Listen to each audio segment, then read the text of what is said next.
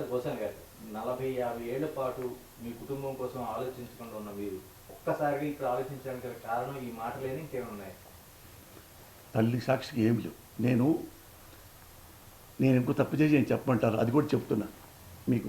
మీరు నన్ను ఒక ఆప్తులాగా, ఆత్మ బంధువులాగా నన్ను ఒక 35 ఏళ్ళ నుంచి చిన్న బచ్చాగాడైనా సరే నాకు గొప్పగా నన్ను చేపించారు, పైకి తీసుకొచ్చారు. మురళి బాగా మాట్లాడతారు అనేది మీ వల్లే. మురళి సిన్సియర్గా ఉంటారు మీ వల్లే. మురళి లంగా పనులు చేయరు మీ వల్లే. మురళి డబ్బులు తీసుకొని పార్టీలు మారు మీ వల్లే. మీరే అన్నీ తిడుతుంటే పోస్తాని ఎబ్బో డబ్బులు తీసుకొని ఆ పార్టీకి సపోర్ట్ చేశాడండి. అది ఎందుకలేదు? నేను చేయలేదు కాబట్టి. తాగి పడిపోయాడండి ముందాగి ఆ పార్టీలకు.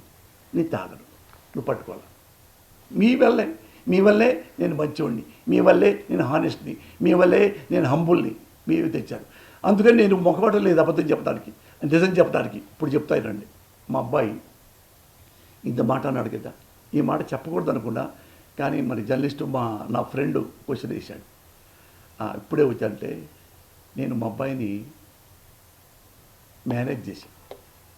ఎట్లా మా అబ్బాయి అట్లా అంటే నేను అన్నాను, అరే నా రాజకీయాలకి నీకేంట్రా సంబంధం? నేను రాజకీయాలంటే నాకు ఇష్టం రా. ఏమడిగాను మిమ్మల్ని? నేను పేకాడతానా? ఆ మాలెపడి తిరుగుతానా? పిచ్చి పిచ్చి వేషాలు వేస్తానా? ఏమన్నా గుర్రపుర పందాలు వేసానా? ఏమి నన్ను ఇంటూ పైసా కూడా వేస్ట్ చేయను కదా నాన్న. నాకు రాజకీయం అంటే ఇష్టం నాన్న అని. నీకెందుకు నాన్న, నువ్వు ఎన్నెన్నో పనులు చేస్తావు. నేను అడిగాను నిన్ను, నువ్వు వెళ్తావు కారు వేసుకొని, ఎక్కడికి రా అని అన్నాను. నాన్న నువ్వు మంచోడివి కాబట్టి నేను అనలేదు, మరి నన్ను ఎందుకున్నానో నువ్వు కామెంట్ చేస్తున్నావు అని వాడిని నోరు మూపించడానికి ట్రై చేస్తే ఇంకొకసారి మాట్లాడిన తర్వాత నాకు ఏడుపు వచ్చింది.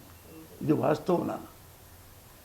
మా అబ్బాయి నా మాటలు అంటే వాడు మనసులో ఏమొచ్చిందంటే, ఈయన ఓన్లీ నోరు మూపిస్తాడు కదా, నాలుగు మంచి మాటలు మాట్లాడి అనేది ఆయన వాడి కళ్ళల్లో కనపడింది.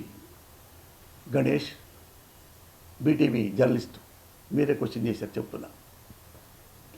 నాకు తర్వాత ఏడుపు వచ్చింది. నా కొడుకును కూడా నేను నోరు మూపించానా నా రాజకీయాల కోసం? నా కొడుకు చెప్పే మాటలు అదే నేను అప్పుడే వాడిని సారీరా అనకుండా వాడిని నోరు మూపించానా? నేను ఎందుకు నోరు మూపించాను? వాడు మాట్లాడింది నిజమే కదా, నన్ను ఎప్పుడు పట్టించుకోలేదు నాన్న అంటే ఐ క్రైడ్ లైక్ ఎనీథింగ్ అన్న. నన్ను మీకు తెలుసు కదా, నేను ఎవరికన్నా భయపడతానా? ఎక్కడన్నా పారిపోతానా? ఏడ తిరుగుతాను తెలుసుగా మీకు. 24 గంటలు మీకు తెలుసు. ఒకటే నేను ఎదవనో మంచివాడిని చెప్పడానికి ఒకటే ఒక మాట, రాజకీయాలు నిజాయితీగా ఉండంటారంటే చిరంజీవి గారు నాకు సీట్ ఇచ్చి నాకు చెప్పకుండా కూడా ఆయనే అనౌన్స్ చేసి నన్ను చిలకలూరిపేట పంపించారు. చిలకలూరిపేటలో ఒక అభ్యర్థి 12 కోట్లు, ఒక అభ్యర్థి 11 కోట్లు డబ్బులు ఇవ్వటం, డబ్బులు పంచటం, మందు పంచటం, బిర్యానీ పంచటం ఏం చేసి నన్ను అడిగారు, సార్ మీరు ఎంత ఇద్దాం అనుకుంటున్నారు ఒక్కొక్క ఓటర్కి, నేను ఎందుకు ఇవ్వాలా? మరి అమాయకంగా మాట్లాడతారేంటి? డబ్బులు అందరు ఇవ్వట్లేదా? ఇస్తున్నారు. మరి మీరు? నేను ఇవ్వను. నేను మేము చెడగొట్టను. నాలాంటి వాడిని మీరు చెడగొట్టద్దు. చెడగొడితే ఒకరిని గెలిచారనుకో, ఇంత డబ్బులు ఖర్చు పెట్టి చిలకలూరిపేటనే తినేస్తా. నేను తాగను, మీ డబ్బులతో తాగండి. ఓటు నేను గెలిస్తే చిలకలూరిపేట బాగు చేస్తారనుకుంటే ఓటేయండి, ఒక్క పైసా మీకు ఇవ్వను.